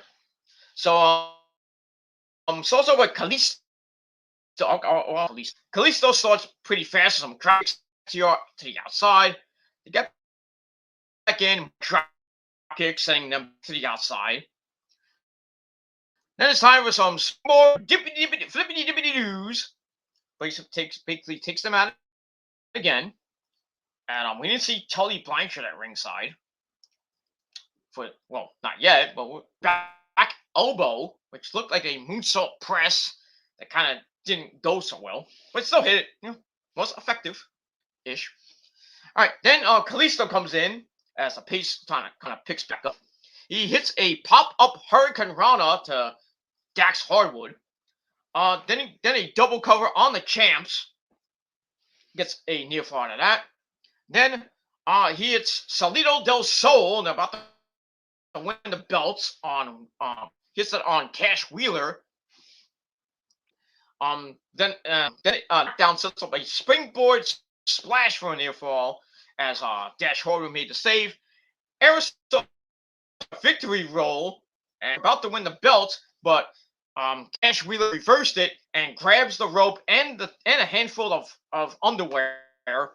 1, 2, 3. They win the AAA tag team titles. And a little bit of controversial, but still an almost 9-minute match. I really didn't think they're gonna lose the belts quick, but they will lose those AAA belts. In Mexico, there's some Mexican tag team, but we'll see. Or maybe in in America, who knows? But anyway, this was a pretty decent match. I gave it 3.25 out of 5 stars. And that's it. After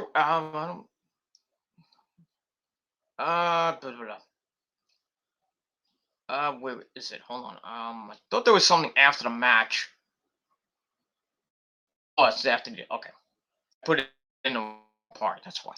All right. I thought it was something with Pentagon and that's later. I'm in the wrong part in my notes, but it is what it is. All right. So like a 3.25 out of 5 stars for that. FTR looked pretty good, but so did Kalisto and I don't know. We'll see Aerostar and Kalisto again, maybe on Dark or Elevation or even on Rampage. But for a brief moment on AEW television, and that's all I got to say about that. At least Kalisto's not botching as much as he used to back in WWE. That's that.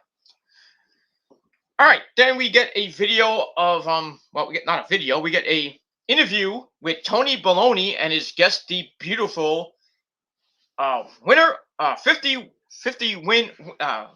The woman has won 50 matches in AEW, the first woman to do that, and that is Hikaru Shida.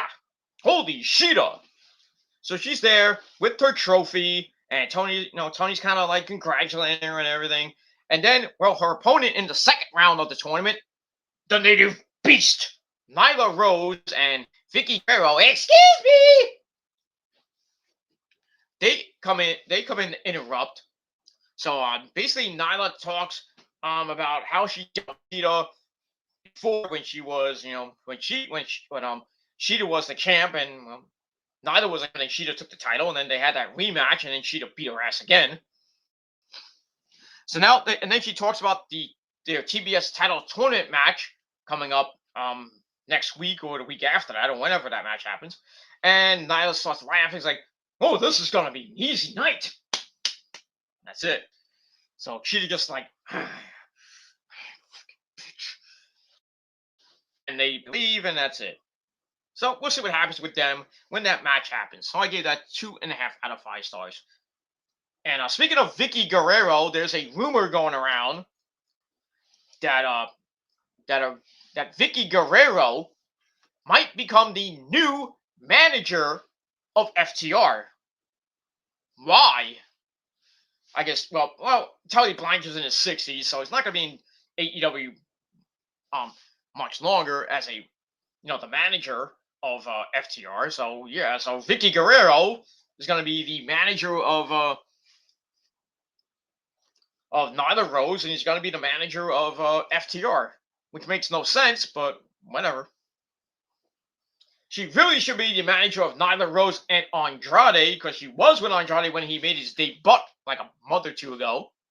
But we haven't seen her since with Andrade. Now Andrade has his little buddy Jose, not Jalapeno on a stick, but his little buddy Jose is now his advisor or whatever he is.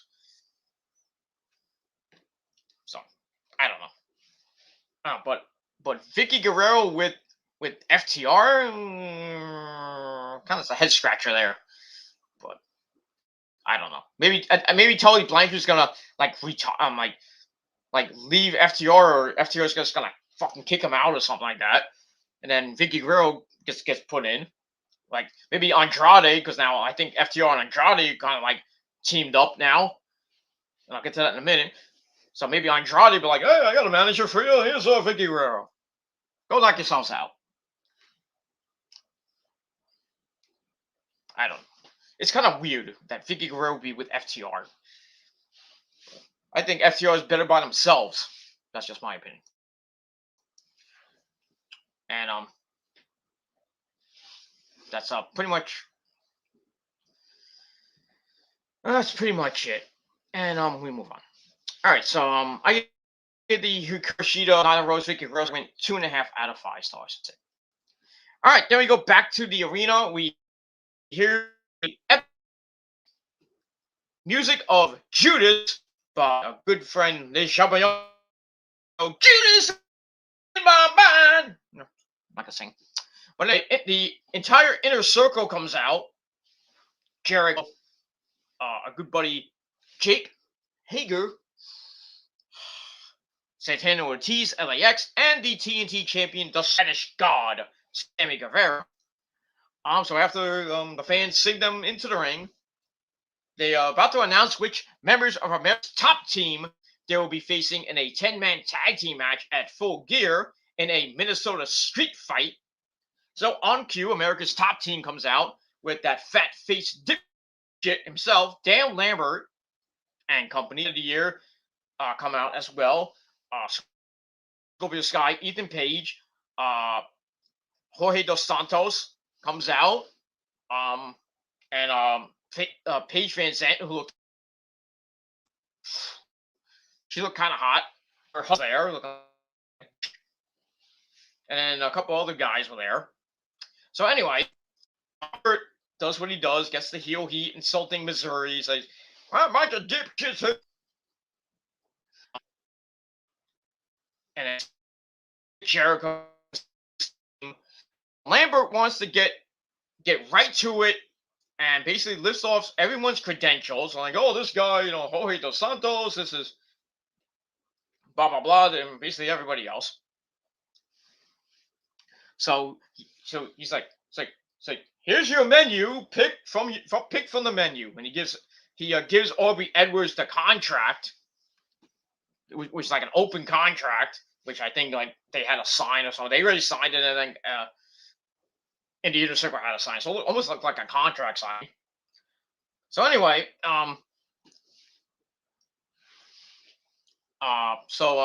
Jerry's like, okay, Jake, you're up first. Who do you pick? So Jake picks Junior Dos Santos and promises to drop him faster than he dropped his last fight, which was 71 goddamn seconds. Like, supposed to be him. And Santana picks Andrei Arlovsky, who is a former UFC champion. Damn, Lambert's like, oh, yeah, he has most wins in the UFC. Nobody gives a shit. So basically, he picks Andrei Arlovsky, calls him the pit bull, tells him when he can bite. Obviously, you know what he's gonna bite. His dick. That's that. And then before we get to the final pick, Lambert talks about how Jericho insulted Paige Van Zant about a week or so ago. And he says that Paige Van Zant wants to be in the final match to be in the match to basically beat the shit out of Jericho. And basically he kind of mocks the leather pants, says by the size of your pants, none of them has enough to take her on anyway. So Jericho, once again, with the savage lines of the night, he's like, Paige Van Zant's like, looking on, she has like a blazer on and shows like her titties and everything. And he's like, I'll take all 5 of you on by myself. So Jericho's like, you want to take us on all by yourself? Well, maybe you should put that on your OnlyFans page. And it was like, oh shit! Because our OnlyFans is, porn central, but it is what it is. So they're basically saying, oh yeah, she can take 5 dicks at once. Minus her husband, so who's a douche. So I mean, there's nothing wrong with 5-on-1. If you're a chick, if you like that, if you like to get gangbanged, but never mind. But yeah, I could take 5 girls on by myself, but it was like, it's Asuka, Io, Kairi, Sasha Banks, and maybe the 5th is a mystery. Charlie Caruso, Rosemary. Well, Rosemary could probably put in there. And then maybe Scarlett Bordeaux. Or maybe Pieter or Abe Mio thrown in there. Basically anybody could be, the number 5. And just take turns sucking my dick and then getting the vitamins. Just probably take me a while. I'll probably have to go about 4 rounds because of, I'll probably be, probably go around with Kairi, Io, and Asuka, and then blow my load in one of them, and then Sasha and whoever number 5 is, they're waiting. It's like, hey, we want some too. What are we doing here? And I'm like, hey, you gotta wait for. It's like, give me 5 seconds. I'll be back. I'll be right back. I'll be back into action. So start banging fucking Sasha and let whoever number 5 is freaking, do what she's got to do. While I'm banging Sasha, and then we see the bang Abe Mio or Pieter or Charlie Caruso or whoever, and then I just finish off on all of them. Say, hey, get ready to get the vitamins, like a fire hose, with my cum going on their sexy mouths and tits, or in them. Who knows? I don't know. But yeah. Anyway, so we get that. That's how we move on. So yeah, so Jericho being savage, he's like, hey, I bet you can take us on 5-on-1. Why don't you put it on your OnlyFans page? That was savage. So Ortiz gets in on the action. Because really, Sammy Guevara didn't really. Well, actually, Sammy Guevara did get in on. Ortiz talks in Spanish, and then Paige Van says like, hey, I don't understand. What did he say? So Sammy Guevara's like, you're a bitch. And she's like, I'm not a bitch. You're a bitch, Paige VanZant. You're a bitch. Well, Paige VanZant's a big bad bitch and the biggest bitch in the world. No. Not gonna go to Cartman route, but it is what it is. She's a bitch. It's a hot bitch, but she's a bitch. But yeah. Anyway, Jericho gets to the point and says the final member of the team that they want to face in the 10-man tag, besides Men of the Year and Andre Arlovsky and Jorge Dos Santos, the 5th member will be Dan Lambert himself. Because after what Lambert said, he is the number 1 member of the team. So Lambert's like, what? I didn't mean it. He's going crazy, and the fans are going nuts. And Jericho's like, well, we're gonna beat your fucking ass next Saturday night. I hope they do. I really hope they do. But I can see Jorge Masvidal getting involved, Paige VanZant getting involved, Paige VanZant's tiny dick husband getting involved. Probably gonna be a mega mess. But I do see the Inner Circle getting the win and just getting rid of Lambert. I think Jericho will get the win on Dan Lambert. I have a feeling, but I just can't see Lambert of all people beating Jericho. Because it will suck if the Inner Circle lose to those fuckers. But I digress. And we'll move on. All right, so all that I gave 3.5 out of 5 stars, and we'll move on. All right, then we're back once again with Tony Baloney. He has Matt Sydal, Lee Moriarty, Dante Martin, and the man of the hour, Lio Rush, with him. So Matt Sydal says he's cool with Dante Martin wanting to train with Lee after Dante beat him on Rampage in the little trilogy, the end of the trilogy, the 3rd match. So he's kind of cool with that because he can train. I said, well, you can train with Lio Rush. I'm going to train with my good buddy right here. And he throws out a tag team challenge to them. And, of course, Lio Rush accepts it right away. Not even have to hear what Dante Martin has to say. He's like, yeah, we'll fight. Okay. What I don't got to say here? All right, so we're finally going to get Lio Rush in action. His first match on Dynamite or Rampage. I think it's going to be on Rampage this week. But we'll see. So, yeah, so that tag team match is going to happen. It'll probably be a decent, pretty good match. And we'll see what happens for that. So I gave that 2.5 out of 5. And that's it. All right, we're going to finish this pretty quick.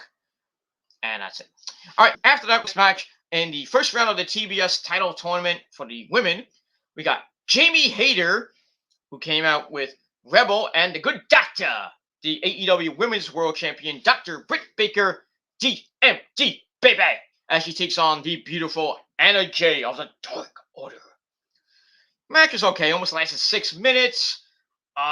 Rebel tried to get involved, and then Britt Baker got involved after a DDT against Anna Jay and heel, but she tries to get the Queen Slayer, couldn't get it. Rebel offers a distraction, and then Britt Baker tries to get a distraction, and then Anna Jay hit a big time clothesline on Anna and pins her 1, 2, 3. So Anna Jay is out of the tournament, which sucks. So Jamie Hayter goes on, and I forget, and she will face Thunder Rosa in the 2nd round. So she gets the win. Match gave 2.5 out of 5 stars. Afterwards, the beatdown is on. They're beating down Anna Jay 3-on-1, and then her best friend in the whole wide world, the number 1 contender for Britt Baker's title. They'll have a match at Full Gear. Ty Conti comes down for the save, but then the numbers game catches up to her, and then Thunder Rosa comes out and starts beating the crap out of everybody, and everybody leaves, and that's it. So Thunder Rosa, Anna Jay, and Ty Conti run off. The Good Doctor, Britt Baker, Jamie Hayter, and Rebel, and that's it. I was thinking maybe we'll get a 6-woman tag team match coming out of this, which may happen on Rampage or sometime, maybe next week on Dynamite, but they didn't really say that. So that's that. So all that, I gave 2.5 out of 5 stars. All right, then we hear from Smart Mark Sterling and Jade Cargill, who had a bye in the next round, and she's just waiting to see who her next victim is, whether it be the Bunny, Allie, or Red Velvet from Your Mama's Kitchen. So it basically says, I don't care who I fight, I'm going to win this tournament, and then rename the belt That Bitch Show. So that's that. All right, so I give that 2 out of 5 stars. Let me see. I may not have enough time here, but I think I had 2 hours, so I'm trying to finish this up as best I could. All right. After that, we get MJF goes to ring, called out Darby, who's in the rafters, and they go at it, and saying that AEW wouldn't be around without the both of them. They're like the pillars of AEW. Blah blah blah. He says people like Alan more than him because he is more like them. I'm a person that everyone hates because I'm just better than you, and you know it. He talks about Darby lives life with reckless abandonment, and it's because he can never fit in, just like the people in Missouri and the heel heat.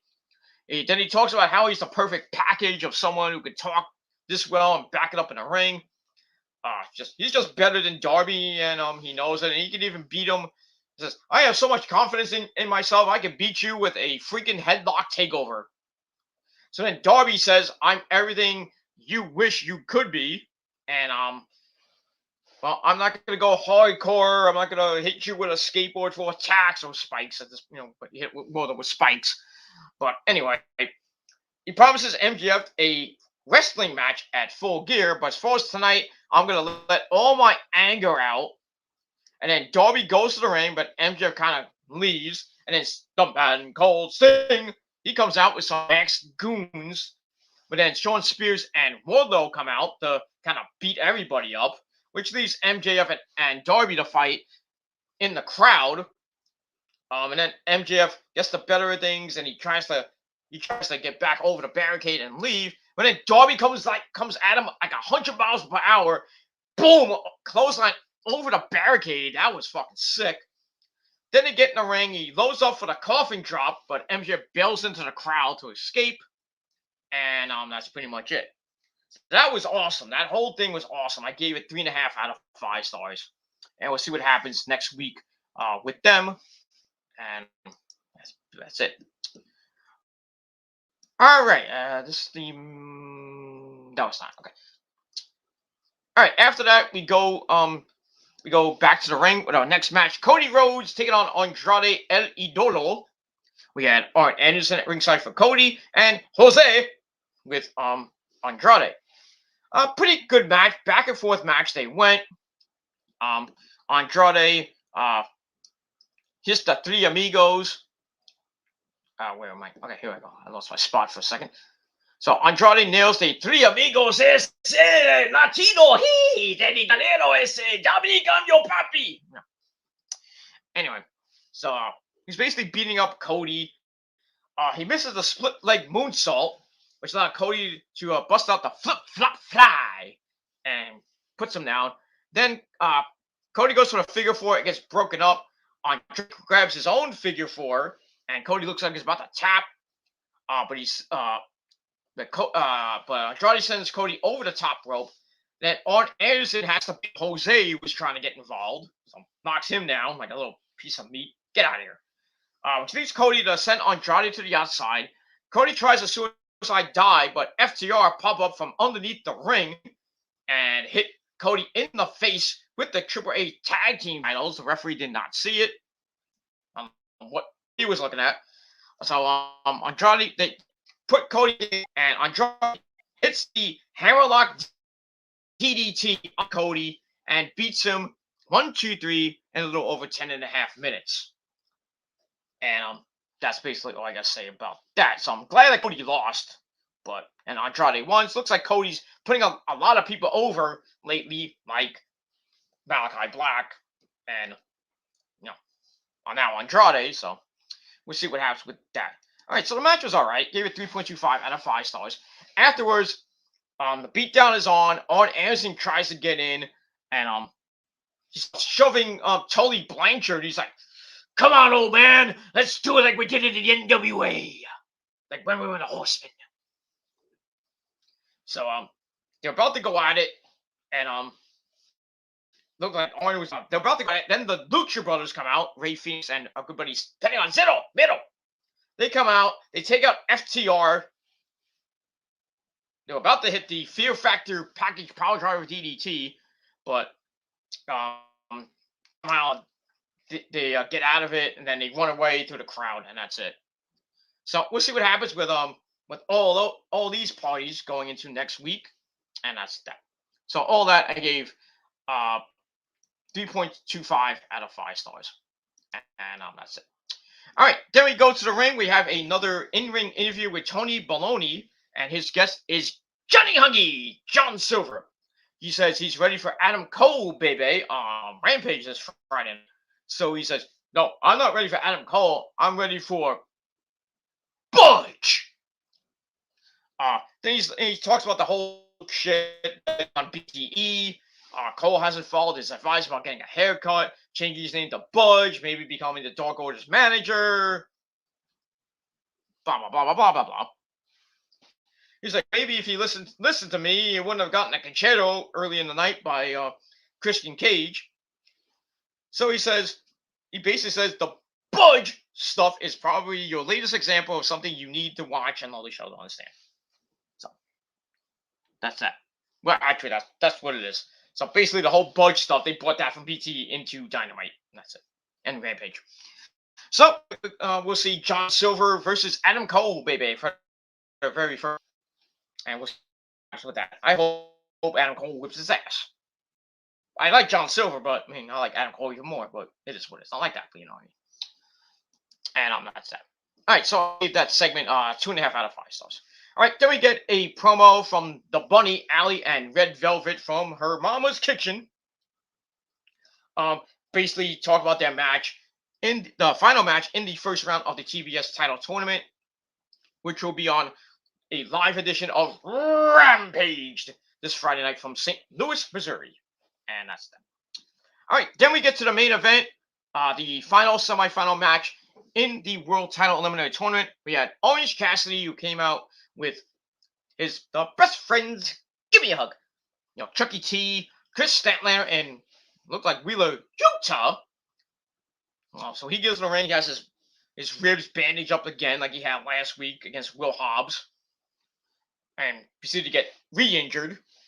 So he's taking on Mito, and we see Bryan Danielson come out, and he's on commentary. Did a pretty decent job. Match was alright, nothing great. 7.5 minute match to end the show. Miro has his leg taped up. He was injured somewhere before. After he lost the TNT title to Sammy Guevara and everything. So they go back and forth. Getting in the end, Cassidy knocks Miro to the outside, hits a big dive, sending him through a table. The timekeeper's area, and looked like Orange Cassidy was about to win by countout, but somehow Miro got in at 9.99. So the match continues.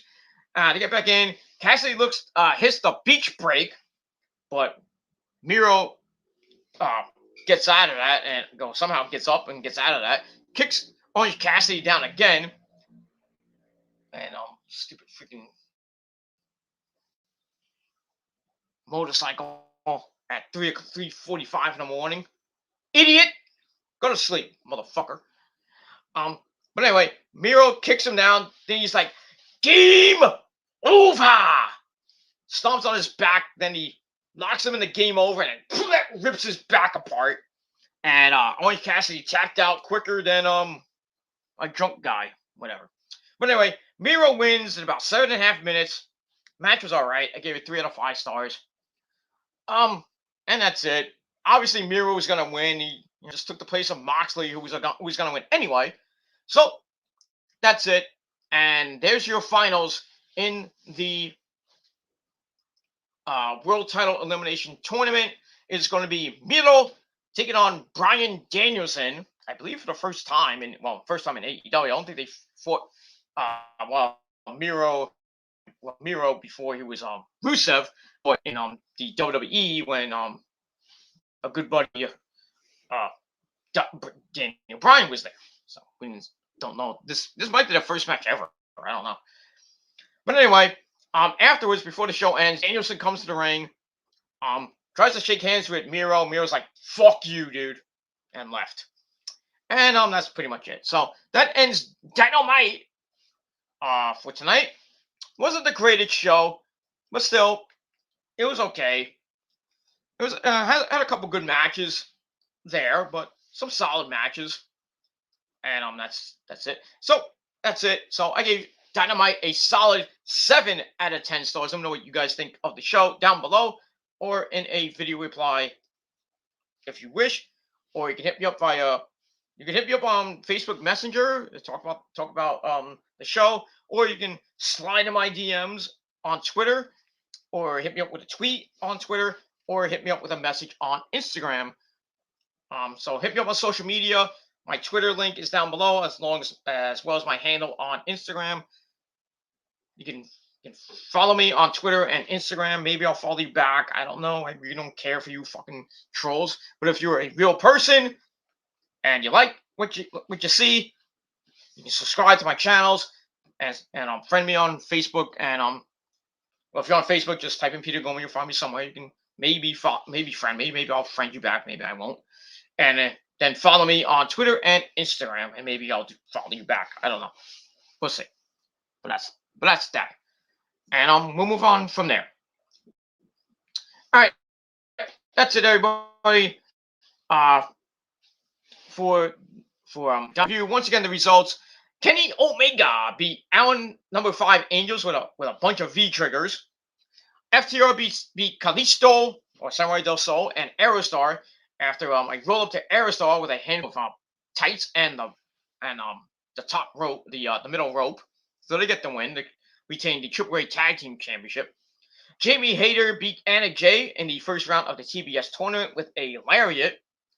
Andrade beat Cody Rhodes with El Idolo, that hammerlock DDT. And in the main event of the World Tournament, it only with the Game Over. As he goes on to the finals at Full Gear, he will take on Bryan Danielson. And it should be a pretty decent match. Not a great match, but it is what it is. I still think Bryan Danielson is winning the tournament, which is I already said since the beginning of the tournament that this is Bryan Danielson's tournament to win. And then he'll face either Kenny or Adam Page at a later date, which may be in December or maybe on the TBS debut show, January the 5th, 2022. But we'll see what happens between now and then. And that's it. All right, everybody, that's it. Thank you for watching. Go to bed, everybody. 7 out of 10 stars for Dynamite. And that's pretty much it. So, thank you for watching. Check out my NXT review. Link down below. And subscribe to my channels. Hit that like button. And smash the subscribe button. Share the video all over the internet. Follow me on social media. And don't forget to smash that bell. And turn on all my notifications as well, so you don't miss anything. And that's that. All right. It's late. It's getting close to 4 o'clock in the morning. I'm getting kind of tired. And it's cold outside right now. It's 41 degrees. You know, it's going to be a little bit cold the next couple of days, but this weekend it's going to start getting a little bit warmer. I'm going to hit the 60s again, or the low 60s by Monday and Tuesday. Didn't really see any rain. Maybe Friday, maybe Sunday might rain, but probably not much. But still, it's going to get a little bit warmer going into next week, the second week of November, as we hit Veterans Day next Thursday. So got that, and then after that, it's Thanksgiving, and then we see the weather starts to go downhill. And then pretty soon we'll be talking about snow and Christmas and blizzards and nor'easters, and nobody wants to go out. So we'll see what happens with all that. And hopefully I'll be here to give you all that. But it is what it is. I'll be here whether you like it or not. That's that. All right. Go to bed, everybody. I'm Peter Gomer signing off. Peace out. rock on and rock hard with your cocoot. And that's it. So big shout out to my the members of the Prophecy, Nick, Lauren, Carlos, Chase, Double Z TV, my good buddy, the fan of YouTube, Joe Cronin, and everybody else. If I didn't mention you, I apologize. But to everybody in the Prophecy, because as always, the Prophecy always wins. Whether you like it or not, you fucking trolls. You can't stop us. And that's it. It's not made up in my head. It's all my friends I made on YouTube and on Facebook and Twitter and Instagram. And in real life too. So you can't stop us because you can't stop the train. So because this train will not stop. Whether you like it or not. You're trying to derail us, but we'll keep coming back stronger than ever. So it is what it is. You don't like it? Tough shit. That's it. So from the Prophecy, if you're not down with that, and as I always end my show, you don't like my friends, you don't like my bands, well, you don't like me, you don't like the missus, well, me and the Prophecy, we got 3 words for you. Fuck you, man. And yeah, the cat said something. Even the wrestling cat said, you bad. That's pretty much it. So fuck you trolls, fuck you haters and critics. If you don't like it, kiss my ass. Keep sucking my dick and gargling my comment till you choke and pass out. And that's it. You don't like it? Too bad. So I'm Peter Gilmore. Thank you all for watching. Fuck you guys. Fuck you, man. And I'll see you guys next time. Good night, everybody. Peace.